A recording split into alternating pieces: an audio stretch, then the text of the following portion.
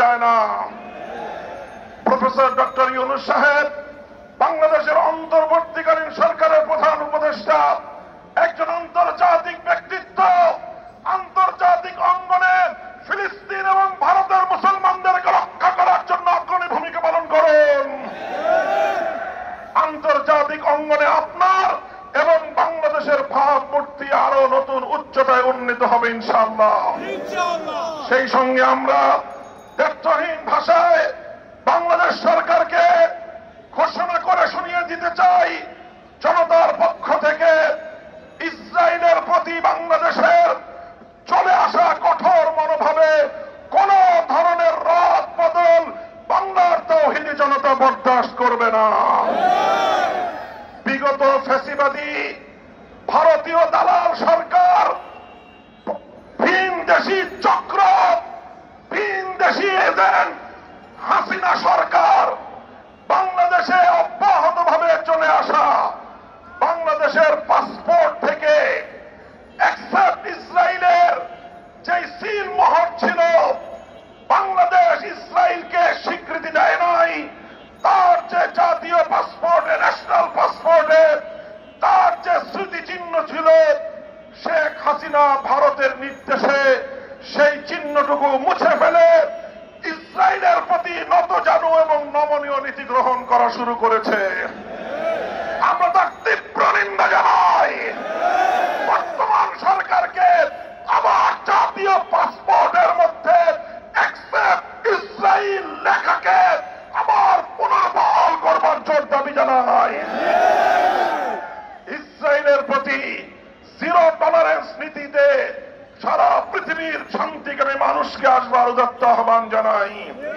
সংগ্রামী সাথী ও বন্ধুগণ, সর্বশেষ আমার এই বাংলার এই আপামর জনতার প্রাণের দাবিগুলোকে নিয়ে সংক্ষিপ্ত যে কথা বলতে চাই, সেটা হল বিগত দিনগুলোতে ফিলিস্তিন এবং ভারতের সঙ্গে পাল্লা দিয়ে বাংলাদেশি লেডি ফেরাউন যেভাবে এদেশের শান্তিপ্রিয় মানুষের উপর হত্যাযজ্ঞ এবং গণহত্যা পরিচালনা করেছে।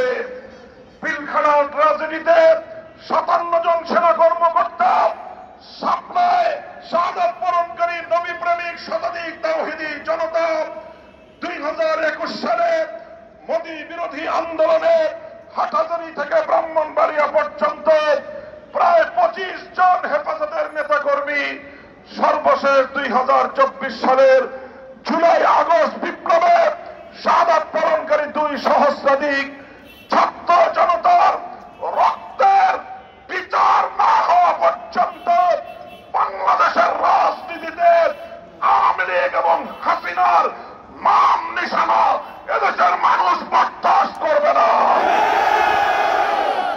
শান্তিপ্রিয় দেশের রাজনীতিতে আগুন ঢালবার জন্য আমি বারণ করব, খবরদারে আগুন নিয়ে খেলবেন না। এদেশের প্রতিটি শান্তিকামী মানুষের হৃদয়ে ক্ষোভের আগুন তুষের মতো জ্বলছে। সারা দুনিয়ার মানুষ প্রেডিকশন করেছিল খুনি হাসিনার যেদিনই পতন হবে সেদিন লক্ষ লক্ষ আওয়ামী জালেমদের লাশ বাংলার মাটিতে পড়বে। এটাই ছিল সকল মিডিয়া এবং দেশি আন্তর্জাতিক পর্যবেক্ষকদের পূর্ব ধারণা। কিন্তু বাংলাদেশের শান্তিপ্রিয় বিপ্লবীরা সকল আশঙ্কা, সকল সেই পূর্ব ধারণাকে মিথ্যা প্রমাণ করে দিয়ে আওয়ামী লীগের কোন অত্যাচারীর গায়ে, কোন খুনির গায়ে বিচার বহির্ভূত হস্তক্ষেপ করা হয় নাই। তারা এখন সেই সুযোগ পেয়ে আবার এই বাংলার মাটিতে শহীদের রক্তের দাগ মুছে যাওয়ার পূর্বেই রাজনীতি করবার দিবাস্বপ্ন দেখছে। আমরা পরিষ্কার ভাষায় বলে দিতে চাই, আওয়ামী লীগ বাংলাদেশের রাজনীতিতে আসতে হলে আমাদের লাশের উপর দিয়ে আসতে হবে। রক্ত দেব, জীবন দেব, খুনি বাংলাদেশ বিরোধী শেখ হাসিনা এবং তার লেসপেন্সারদেরকে বাংলার রাজনীতিতে পুনর্বাসন করবার যে কোনো পদক্ষেপকে আমরা রুখে দেব ইনশাআল্লাহ। আমরা অনতিবিলম্বে শেখ হাসিনা সহ তার সকল খুনি মন্ত্রী পরিষদের সদস্য এবং প্রশাসনের শীর্ষ কর্মকর্তাদেরকে সহ সকল খুনিদেরকে বিচারের আওতায় এনে অনতিবিলম্বে তা কার্যকর করবার জন্য দাবি জানাচ্ছি।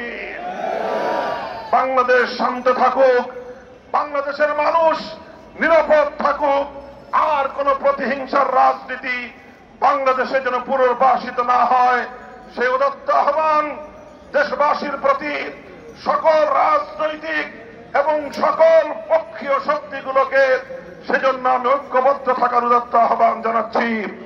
সংগ্রামী সাথী ও বন্ধুগণ, সংগ্রামী সাথী ও বন্ধুগণ, ফিলিস্তিন ইস্যুতে আবারও বলছি, অ্যাকসেপ্ট ইসরায়েল, বাংলাদেশের পাসপোর্টে পুনর্বহাল করতে হবে। শহীদ আওরঙ্গজেব আলমগীর রহমতুল্লাহ আলাইহির সমাধিতে কোন ধরনের হস্তক্ষেপ বিশ্ব মুসলমান, বাংলার মুসলমান বরদাস্ত করবে না। প্রয়োজনে বাবরি মসজিদ শাহাদাতের পরে সেভাবে যেভাবে শাইখুল হাদিসের ডাকে লং মার্চ হয়েছিল, প্রয়োজনে আওরঙ্গাবাদের দিকে বাংলার মুসলমানরা লং মার্চ করতে বাধ্য হবে। বাংলাদেশ শান্তিতে থাকুক, বিশ্ব মুসলমান শান্তিতে থাকুক, সারা পৃথিবীর শান্তিকামী সকল মানুষ যার যার নিরাপত্তা নিয়ে নিজ নিজ জায়গায় অবস্থান করুক। এই সুযোগে আমার শান্তিপ্রিয় বাংলাদেশে কোন বিশৃঙ্খলা সৃষ্টির অপপ্রয়াসকে প্রশ্রয় দেওয়া যাবে না। হেফাজতে ইসলাম বাংলাদেশ প্রতিটি ক্রান্তিকালে যেভাবে ঐতিহাসিক ভূমিকা পালন করেছে, আজও যদি কেউ বাংলাদেশকে অস্থিতিশীল করবার চেষ্টা করে, বাংলাদেশকে অস্থিতিশীল করবার যে কোন প্রচেষ্টার বিরুদ্ধে হেফাজতে ইসলাম রণহুঙ্কারে মাঠে নেমে আসবে ইনশাআল্লাহ।